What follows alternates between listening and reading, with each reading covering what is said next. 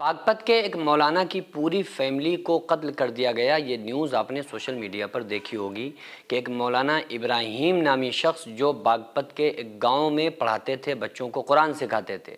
उनके पास बच्चे मदरसे में उनके पास पढ़ने आया करते थे। उनमें से एक बच्चा जिसका नाम रेहान था, तो वो बच्चा धीरे धीरे पहले तो पढ़ता रहा, उसके बाद पढ़ते पढ़ते उसका मन पढ़ाई से हट गया। तो उसकी वजह से उस्ताद ने सख्ती की। होता है आम तौर से कि उस्ताद सख्ती करता है कि इस बच्चे को पढ़ना आ जाए, इसकी ज़िंदगी संवर जाए, तो उसके ऊपर सख्ती की। मौलाना इब्राहिम ने उसको एक दो थप्पड़ भी मार दिए। तो वो बच्चा इस बात पर बहुत ज़्यादा गुस्सा हुआ और उसके मन में एक बदला लेने की आग में वो बच्चा जलने लगा। तो ये मौलाना गए हुए थे बाहर और शायद देवबंद गए हुए थे, और वहाँ जैसे ही ये पहुँचे तो उनको ये खबर मिली कि ये बच्चा उनकी फैमिली के पास जाता है। एक कमरे में आराम से एक माँ और दो बच्चों को लेकर अपने साथ सो रही थी, यानी कि मौलाना जो हैं मौलाना इब्राहिम, इनकी बीवी और इनके दो बच्चियाँ सो रहे थे। तो वो बच्चा कमरे के अंदर घुसा और उसने सीसीटीवी कैमरे जो थे उनको पहले बाउंड किया और उसके बाद उन बच्चों को बेदर्दी से पीटा, उनको मारा, और मौलाना की जो बीवी थी उनको बेदर्दी से मारने के बाद उनका कत्ल कर दिया। और ये बच्चा वहाँ से फ़रार हो गया। अंदर के जो कैमरे थे वो तो चल नहीं रहे थे, बाहर के कैमरे में उसको आता हुआ और वहाँ से निकलता हुआ देखा गया। बहरहाल पुलिस ने बहुत जल्द उसको गिरफ्त में ले लिया। तो ये मामला हुआ क्यों, ऐसा क्यों होता है?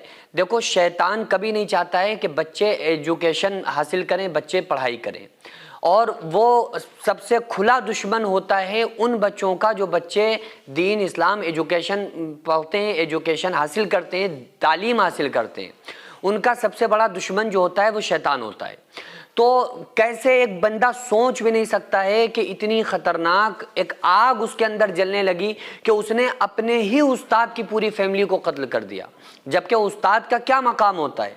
उस्ताद जो होता है वो बाकायदा तौर पे आका अलैहिस्सलाम ने इरशाद फरमाया कि बाप का दर्जा रखता है, क्योंकि उस्ताद जो होता है कोई भी इल्म अगर कोई पढ़ा रहा है, सिखा रहा है, चाहे वो कोई भी इल्म हो, तो वो जो सिखाने वाला उस्ताद टीचर होता है वो बाप के कायम मकाम होता है, क्योंकि वो बच्चे के फ्यूचर को बनाता है, वो बच्चे को सिखाता है, पढ़ाता है, उसको ज़िंदगी में आगे कैसे बढ़ाया जाए, इसमें जो सबसे बड़ा हाथ होता है वो उस्ताद का होता है।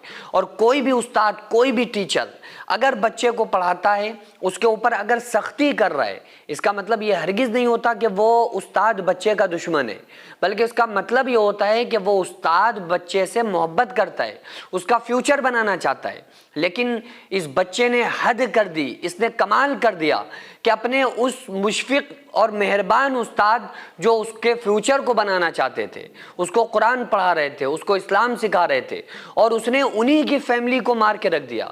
और कभी भी इस्लाम इस चीज़ की इजाज़त ही नहीं देता है। वो तो इस बात की इजाज़त नहीं देता है कि अगर पड़ोसी किसी भी धर्म का हो, किसी से भी ताल्लुक़ रखने वाला शख्स हो, आका अलैहिस्सलाम ने इरशाद फरमाया कि अगर कोई किसी इंसान का कत्ल करता है, एक इंसान का कत्ल अगर किसी ने किया, गोया कि उसने पूरी इंसानियत का कत्ल कर दिया। तो ये बहुत बड़ा उसने जुर्म किया है। तो ऐसे लोगों को ख़तरनाक सज़ाएं देना चाहिए, मिलना चाहिए, ताकि कोई भी, चाहे वो ये कह के नहीं छोड़ा जा सकता कि यार ये तो छोटा है, समझ नहीं थी, उसको इतनी समझ कैसे आ गई कि उसने 3-3 लोगों को कत्ल करके रख दिया। तो ऐसे जालिम जो बच्चे हैं इनको भी सख्ती इनके ऊपर करनी चाहिए, और लोगों को इस बात का ख्याल रखना चाहिए कि अपने घरों में अपने बच्चों को तालीम और तरबियत सिखाना चाहिए, और उनको बताना चाहिए कि उस्ताद की कदर क्या है, उस्ताद की वैल्यूज़ क्या हैं।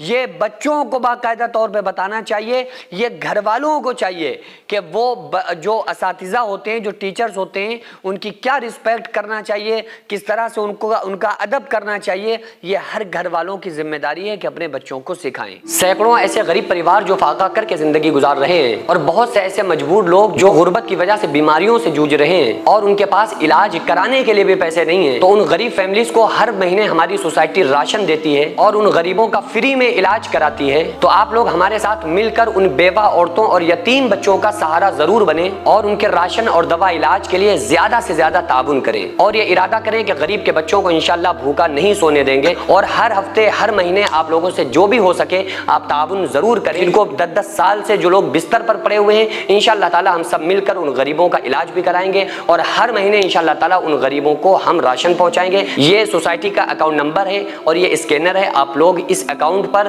یا اس اسکینر کے ذریعے آپ غریب فیملیز کی ہیلپ کر سکتے ہیں۔